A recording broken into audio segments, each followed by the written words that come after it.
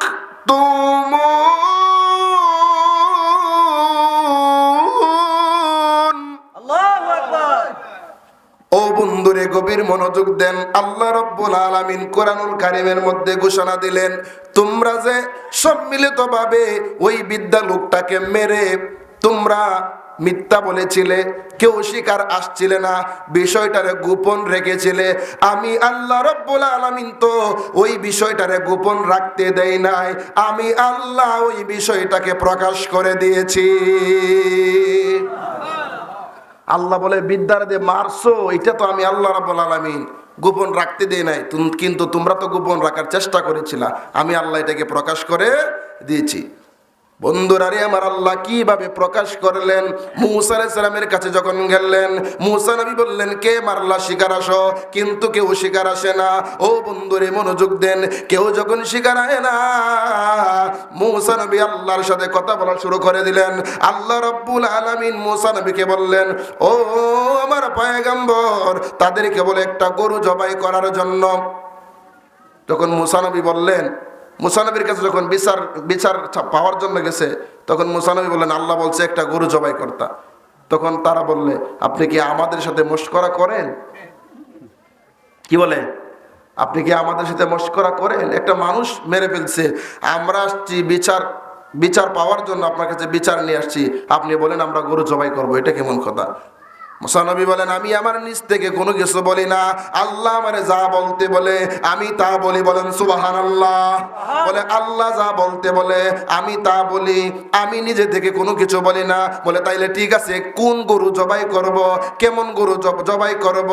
মুফাসসির কারাম বলেন, ওই সময় যদি তারা প্রশ্ন না করে যে কোনো একটা গরু জবাই করত, তাইলে জবাইটা হয়ে যাইত।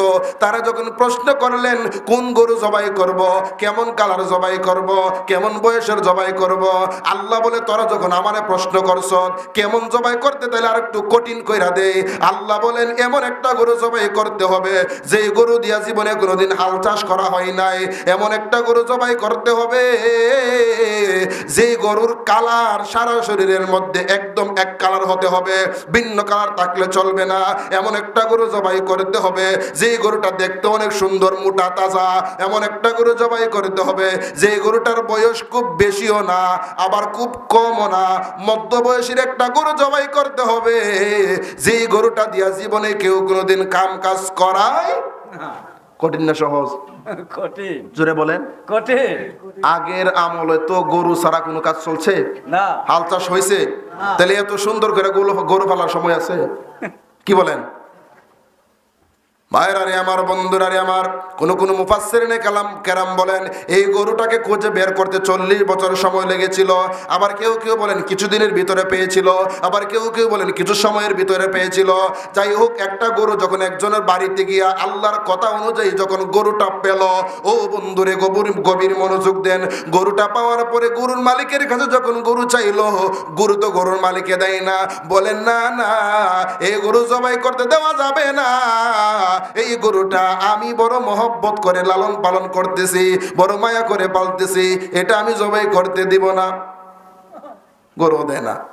মুসিবত আছে না নাই? জোরে বলেন আছে না নাই? সাহায্যকারী কে? আল্লাহ। জোরে বলেন সাহায্যকারী কে? আমার প্রাণের ভাইরা, মুসা আলাইহিস সালামকে আল্লাহ রাব্বুল আলামিন নির্দেশ যখন দিলেন, গরু তখন দেয় না। তখন বললেন ঠিক আছে, গরুর যে দাম আছে তার চাইতে দ্বিগুণ দিব। বলে না, 3 গুণ দিব, না 5 গুণ দিব, না না না। তাফসিরের মধ্যে আসছে, তাফসির ইবনে কাসিরের মধ্যে আসছে, পরবর্তীতে গরুটাকে তারা 10 গুণ দিয়া ক্রয় করে এনেছিল। 10 গুণ দিয়ে আনার পরে গরুটা যখন জবাই করলো, আল্লাহ রাব্বুল আলামিন তখন মুসা নবীর হুকুম দিলেন, ও নবী গো,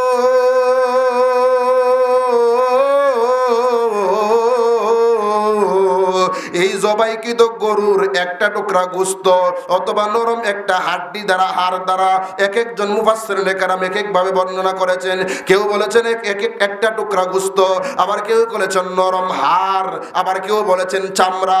যাই হোক, এই জবাইকৃত পশুর শরীরের